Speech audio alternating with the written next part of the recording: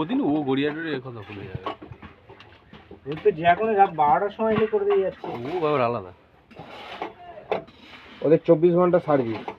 আপনাদের এখানেও তো তাই না। যাচ্ছে ইন্টারনেটে।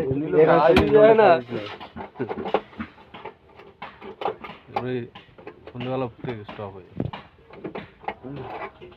নাইটে লোক আছে নাইট